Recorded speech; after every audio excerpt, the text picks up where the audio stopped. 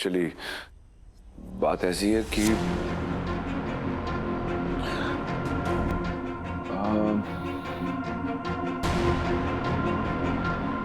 समझ में नहीं आ रहा मैं कहूं तो कैसे।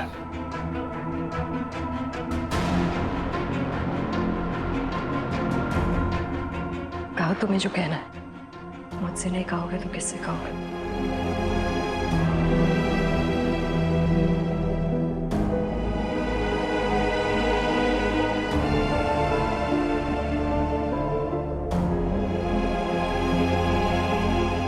चलो।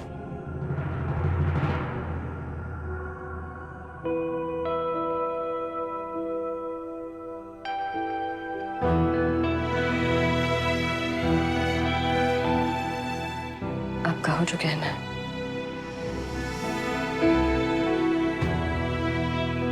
अब ये सुनेंगे हमारी बातें। तुम्हारी बहुत सी शिकायतें की है मैंने इनके सामने, दुख की, सुख की, दर्द की, प्यार की। हाँ।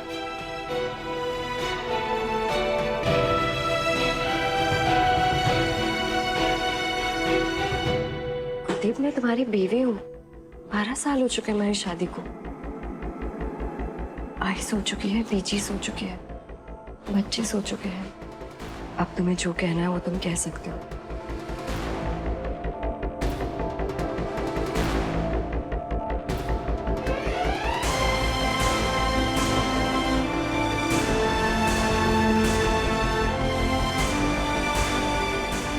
मैं तुम्हारे दिल की धड़कनें सुन सकती हूँ कुलदीप, और चाहती हूँ कि जिंदगी भर तुम्हारी धड़कनों को सुनती रहूं, फिर कभी नहीं अलग होकर। तुम मुझे फिर कभी छोड़ के नहीं जाओगे ना कुलदीप?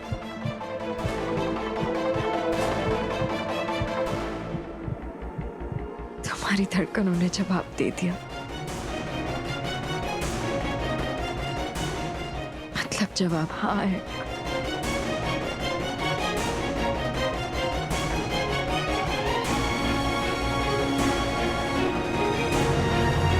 किंग कॉन्ग, धीरे कुलदीप। आई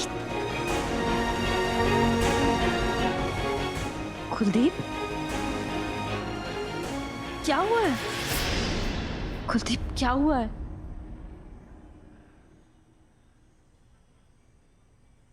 क्या हुआ है? कुलदीप, हमने बहुत कुछ सहा है,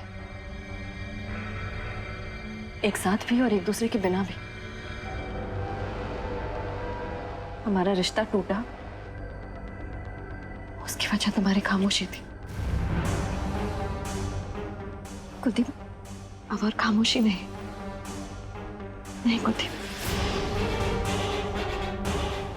अब अगर सच छुपाएंगे तो हम फिर से दूर हो जाएंगे। बोलो ना, क्या हुआ? सब बताऊंगा तुम्हें, कुछ भी नहीं छुपाऊंगा।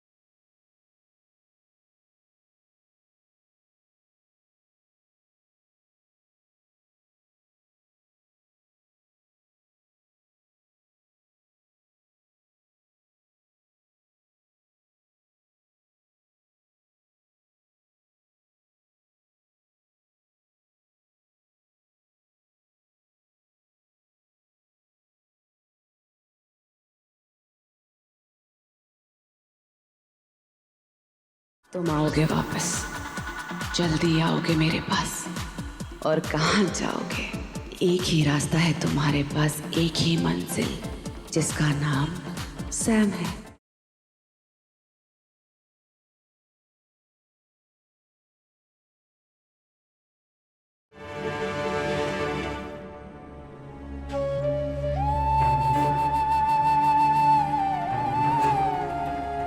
तुम्हारे इन आंसुओं की कसम, मैं सैम को छोड़ूंगा नहीं। हाँ शुभ्रा,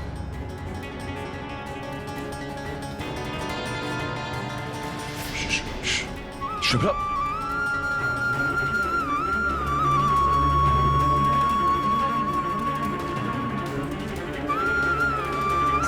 सामने मेरे पापा को किस आई बाबा घर में आने कैसे शुभ्रा, आई मुझे आने कैसे आई स्टाफ को घर पे आने कैसे मेरे पापा खुद आए थे खुद ही मेरे पापा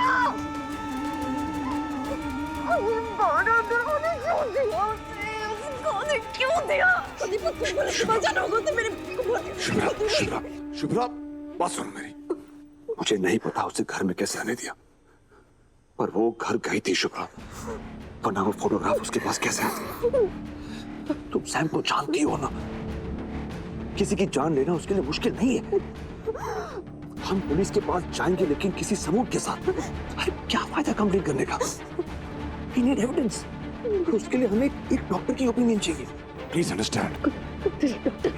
क्या कर रही हो? हर्ष को अभी कॉल करती हूँ। वो डॉक्टर है ना, खुद ही वो डॉक्टर है, वो बता पाएगा हमें। मुझे रात को प्लीज, अभी नहीं। कल सुबह बात करेंगे। हाँ?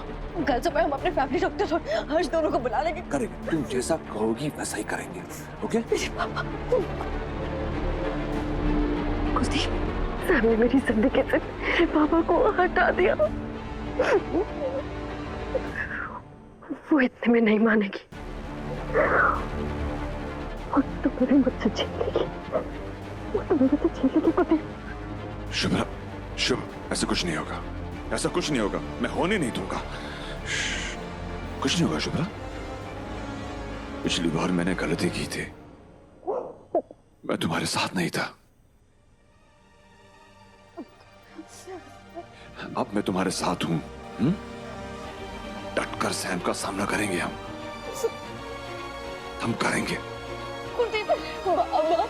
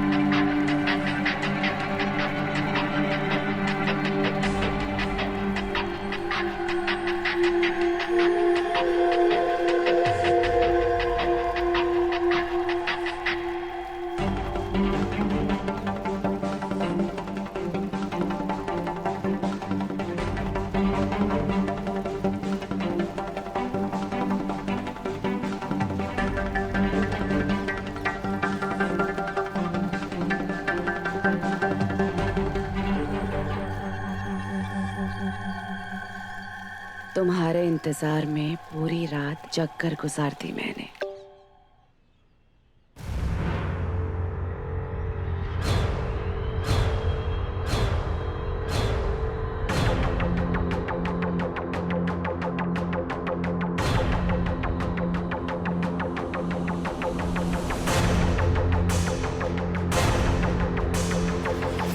सुबह तक नहीं सोई मैं, पर तुम नहीं आए।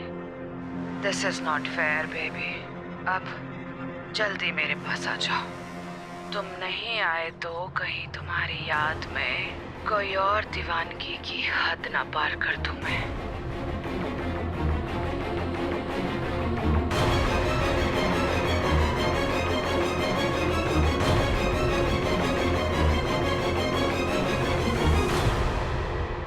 मिस्टर गोखले की मौत हार्ट अटैक से ही हुई थी।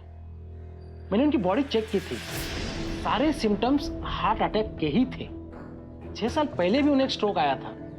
मुझे लगता है उनकी मौत नेचुरली हुई थी, क्योंकि अगर जरा भी मुझे डाउट होता ना तो मैं खुद इंसिस्ट करता पोस्टमार्टम के लिए।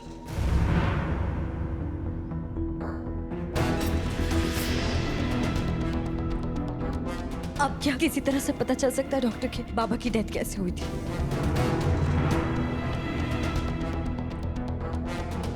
अब कोई तरीका नहीं।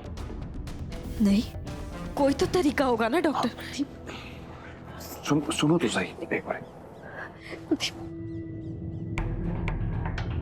सुनो, मैं अपने तजुर्बे से कह सकता हूं कि उनके साथ कुछ गलत नहीं हुआ है।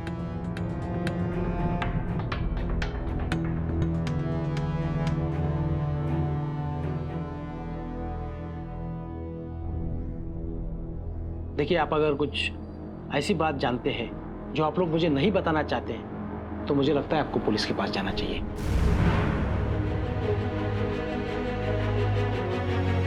उससे जितना संभव होगा मैं आपकी हेल्प करूंगा। तो मैं चलूं? आई। Thank you so much for coming. Medically हम कैसे प्रूव करेंगे यार?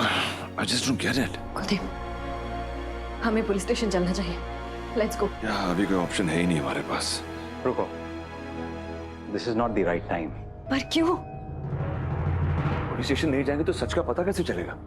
मैंने किसी को बुलाया है हमारी हेल्प के लिए। कौन? ये है इंस्पेक्टर लोखंडे। अक्सर क्रिमिनल केसेस में ये मेरी हेल्प लेते हैं, खासकर क्रिमिनल साइकोलॉजी केसेस में। तुम्हें बचाने में इन्होंने मेरी हेल्प की थी। आगे हमें क्या करना है इसी मकसद से मैंने इन्हें बुलाया है। ओके, प्लीज आइए ना। बैठिए। बैठो बैठो।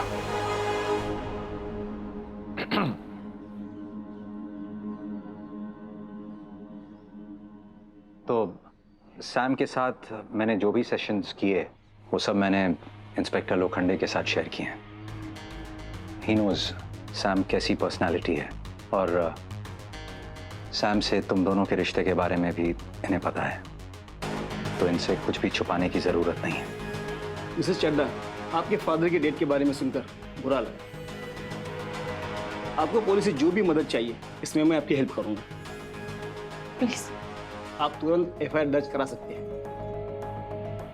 लेकिन हर्ष ने मुझे जितना बताया उसके हिसाब से तो हमारे पास कोई सबूत नहीं है, बॉडी भी नहीं है कि हम पोस्टमार्टम करवा सकें। बहुत मुश्किल है ये साबित करना कि सैम का हाथ है आपके फादर की डेथ के पीछे। सैम ने कुलदीप को भी पॉइजन दिया था। वो किसी की भी जान ले सकती है। आपको हर्ष ने बताया होगा ना, वो साइको है सर, वो साइको है। मुझे चड्डा की रिपोर्ट से हमें पता चला था कि उन्हें कुछ मात्रा में जहर दिया गया था, लेकिन इतना भी नहीं कि उनकी जान चली जाए। पर सर, और हमारे पास इसका भी कोई सबूत नहीं था कि इसके पीछे भी सैम का हाथ था। चलो मान लिया कि आपके बाबा की जान जाने के पीछे सैम का हाथ है, पर हमारे पास इसका भी सबूत नहीं। उस जगह पर डेथ के बाद कई लोग आए गए, उस घर को साफ किया गया। फॉरेंसिक डिपार्टमेंट के लिए भी मुश्किल है फिंगरप्रिंट्स या सबूत ढूंढ पाना। बस एक पिक्चर है सैम के पास, लेकिन अब तक वो भी डिलीट कर चुकी हुई। बहुत स्मार्ट है वो, सिर्फ शक की बुनियाद पर केस नहीं बना सकते। ये बताइए कि जिस रात आपके बाबा की डेथ हुई उस रात वहां पर कौन कौन मौजूद था? मेरी आई थी। उन्हें किसी पर कोई शक? आई रात को नींद की गोली लेकर सोती है, तो आई तो सोई हुई थी। उन्हें तो पता भी नहीं है कि बाबा कब गुजर गए। Shubhra, control yourself. मतलब कोई भी विटनेस नहीं है कि सैम वहां पर आई, और अगर सैम वहां पर आई तो दरवाजा किसने खोला? मैंने पता किया है, वहां पर कोई भी फोर्स एंट्री का निशान नहीं, कोई भी सबूत नहीं, कोई गवाह नहीं हमारे पास। कोई सबूत नहीं है, कोई गवाह नहीं है, इसका मतलब ये नहीं कि सैम ने कुछ किया नहीं है। हाँ। आप उसे नहीं जानते सर, वो बहुत डेंजरस है, वो किसी की भी जान ले सकती। देखिए, हर्ष ने मैं उसके बारे में बताया है, बहुत ही शातिर है वो, क्रिमिनल माइंड है उसका। आप चाहे तो उसके अगेंस्ट एफआईआर दर्ज करवा सकती है, पुलिस उसकी जांच करेगी। लेकिन हाँ, कंप्लेन करने से पहले एक बार आप अपने आई से जरूर बात कीजिए, और आप आपस में ये तय करके प्लान ऑफ एक्शन क्या करना है ये डिसाइड करना है आपको। आपके आई वो विटनेस है जिन्हें शायद ऐसा कुछ याद आ जाए जो हम नहीं जानते।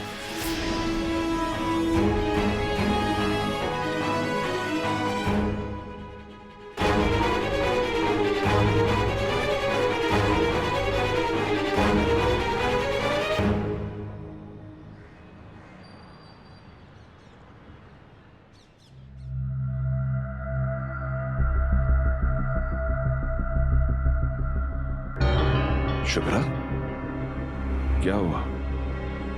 अरे घर चलते हैं, आई से बात करनी है ना। सैम की धमकी को इग्नोर नहीं कर सकते कुलदीप। वो कुछ भी कर सकती है। अगर बाबा की मौत के लिए वो जिम्मेदार है तो हम दोनों, हमारी माएं, हमारे बच्चे, कोई भी सेफ नहीं है। इसीलिए तो हमें आई से बात करनी होगी, तभी तो हम पुलिस के पास जा पाएंगे। ये भी तो हो सकता है कि वो झूठ बोल रही हो। झूठ बोलना उसकी आदत है कुलदीप, बाबा के मौत का फायदा उठाकर। वो तुम्हें अपने पास बुलाने के लिए नाटक कर रहे हो। आई से क्या कहेंगे? कैसा लगेगा उन्हें ये सुनकर कि बाबा की मौत की जिम्मेदार सैम हो सकती है। तुम्हें हासिल करना चाहती है कुलदीप, इसलिए शायद ये कहानी कर ली है उसने। याद है तुम्हें, उसने कहा था तुमसे तुम्हारी वजह से पूरी फैमिली को भुगतना होगा। शायद वो चाहती है कि घर में सब तुमसे नफरत करें। देखो अब नतीजा क्या होगा, आई मुझसे नफरत करे या ना करे, ये सब सोचने का वक्त नहीं है अभी हमारे पास। इस वक्त हमें आई से जाकर बात करनी है, बाकी चीजें बाद में देख लेंगे। प्लीज चलो।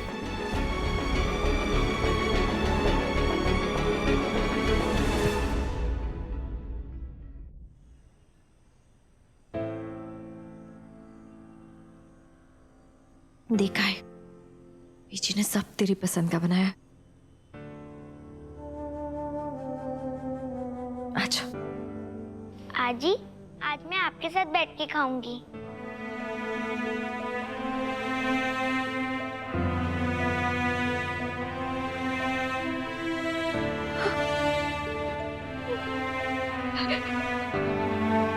पापा की पसंद की पाव भाजी, इसलिए आई खा नहीं पाई। रोना आ गया उसको। मैं देखती हूँ।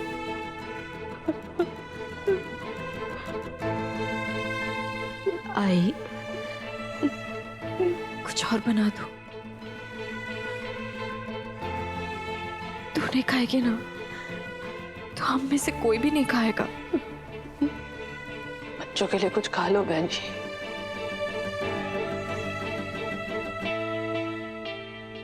वरन भात दे हूँ। आई तो ऐसे मत करना। भुला नहीं पा रही हूँ मैं, भुला नहीं पा रही हूँ।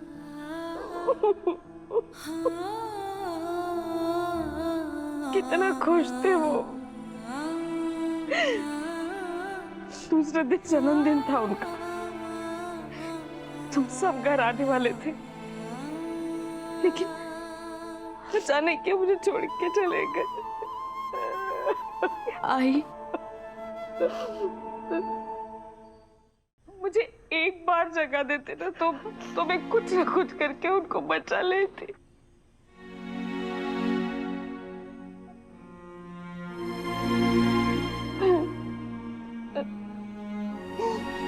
आई,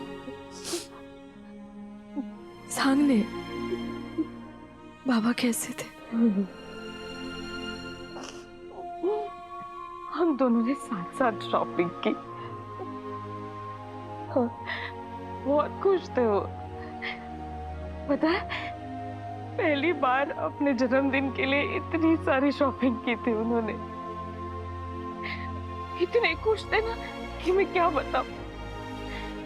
फिर हमने साथ में खाना खाया, हमेशा की तरह उन्होंने दवाई ली और ऋषि का वीडियो देखते रहे। फिर डांस प्रैक्टिस शुरू कर ली उन्होंने। फिर क्या हुआ? मुझे उन्हें रोकना चाहिए था, मुझे कहना चाहिए था कि अब बस करो, सो जाओ, कल सुबह प्रैक्टिस कर लेना।